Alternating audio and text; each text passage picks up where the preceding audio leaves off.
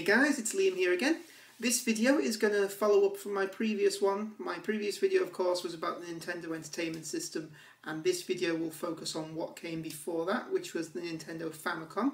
The Famicom, short for Family Computer, was the first official release by Nintendo for the NES. Of course, it wasn't called the NES in Japan, it was the Famicom, Family Computer. The Famicom was released a couple of years prior to the Nintendo Entertainment System. It was released only in Japan. There are ways and means, of course, these days of obtaining a Famicom without having to actually go to Japan to get one. You can get them shipped over, of course, from eBay, that sort of thing. But I'll show you the Nintendo Famicom now. See what you think. Okay guys, now these are some of the Famicom games. Obviously all in Japanese. Now obviously this one here is not a Famicom game, this is just a normal NES cartridge. The reason I've included that there is just so that you can see the sheer size difference between the cartridges. Now if you did see my previous video on the NES, I did state that the actual board inside the cartridge itself was only half the size of the cartridge, and the reason for that is because the cartridge here obviously is a lot smaller, but the board inside both of these cartridges is exactly the same size.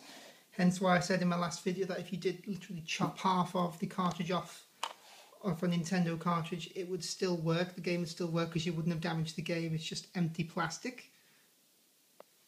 And that's the games. Obviously being a top loader, all you do just goes in there like that. And that is a Famicom game. That's your NES game. Now the NES games and the Famicom games, most of the games were the same. As in, you could get Mega Man 1 on the Famicom, you could get Mega Man 1 on the NES, you know, Mega Man 2, Zelda. Most of the games that came out on the Famicom came out on the NES. There were a few exclusives though that were only available on the Famicom itself. Things like, just as an example, there's a game called Transformers, yes, from the original 80s cartoon. That was released on the Famicom. It was never released on the NES, or if it ever was, I'm certainly not aware of it, so if I'm wrong there, please let me know. And there are your differences between the Famicom and the NES. Okay guys, now this is the Nintendo Famicom, or Family Computer, as it shows on the front there. First major difference, of course, is most obvious, the fact that it's completely different shape, completely different size, it's a lot smaller, it's a lot thinner, and it's a different colour. It's not grey, it's white and red. But moving on to some of the more important differences with the Famicom. First and foremost, it's a top loader, which is much better for the connectivity of the games themselves. And you've just got your normal things down here. Of course, you've got your power button, switch on and off, reset, and eject button. Now if I show you the back of the console. Okay guys, now this is just the back of the Famicom. I'm just showing you this so that you can see some of the differences between it and the NES. The most obvious one, of course, is that there is no option at all for AV. It's just purely got an RF input, which means that you've got to tune the channel in. If you want to be able to pick up the game picture, you can't just switch it on like you can with AV. That's something that they included as standard on the NES, but obviously maybe that's just part of the fact that it was a redesigned model. This here doesn't really make too much difference over here in the UK, changing it from channel 1 to channel 2. TV game button, again, doesn't make too much difference over here in the UK. It's not something that I've found that I've used. And then just your AC adapter. Now the AC adapter which came with this is just the original Japanese one, which doesn't work over here, so I had to change it to a different one. But I'll show you those now.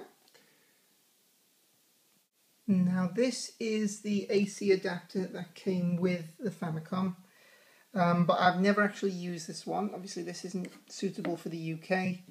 I've not used an actual step down adapter or anything to get my Famicom working. I found that it works absolutely fine with a Sega Master System AC adapter, strangely enough.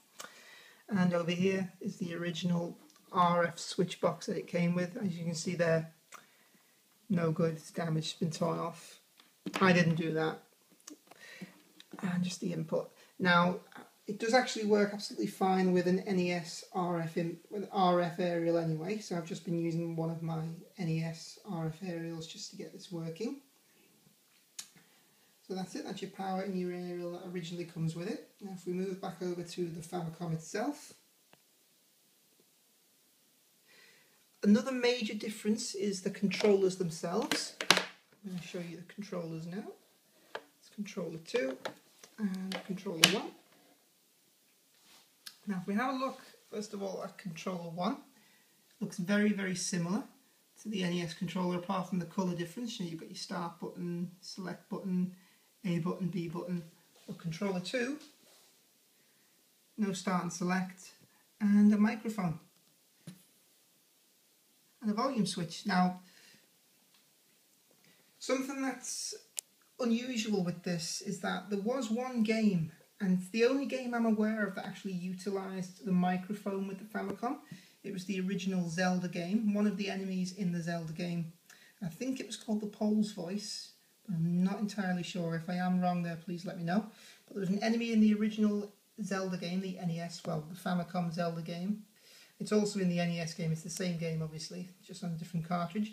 That in the instruction manual, it says a Pole's voice can be killed by loud noises or hurt by loud noises. And they still put that in the instruction manual in the American and worldwide release of the NES. And it was a bit unusual because no one knew what you're supposed to do with that information. How could you get an enemy on the screen to die with a loud noise? You couldn't, it just made no difference. There was nothing you could do. But you could actually shout into this microphone, make a loud noise into the microphone, and it would kill the enemy on the screen. But they still put all that information in the UK and the worldwide, like North American releases of the NES. They still put that in the instruction manual of the Zelda game, but it did not make any difference to us at all. We just couldn't use the microphone. It just seemed unusual to put information like that in the instruction manual.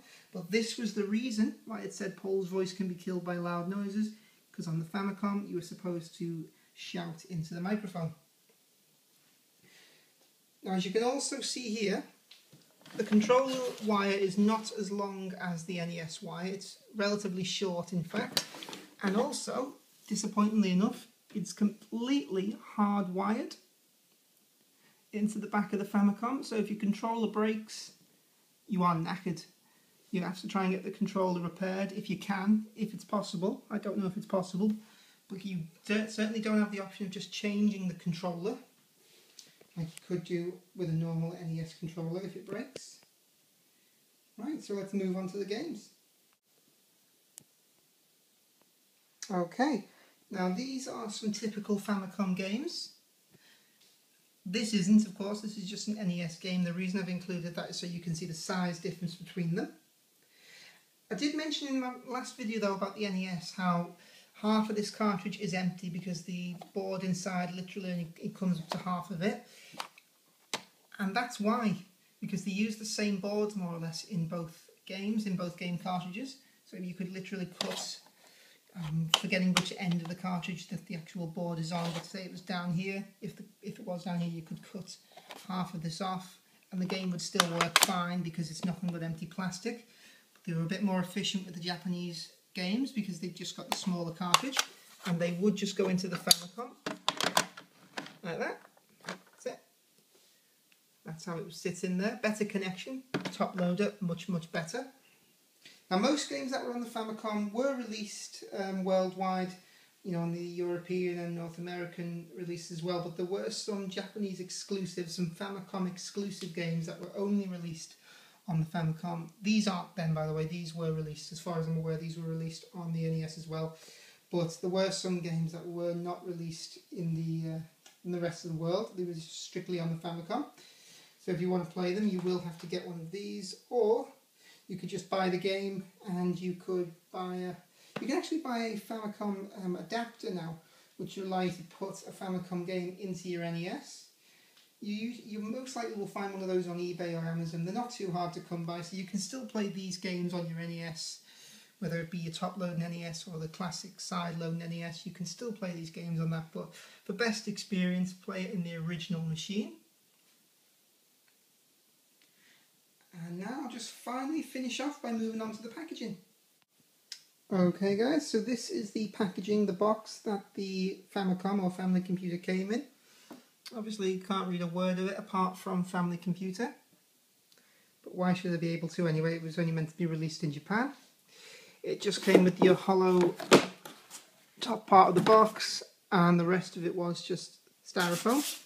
These are all the original manuals that it came with.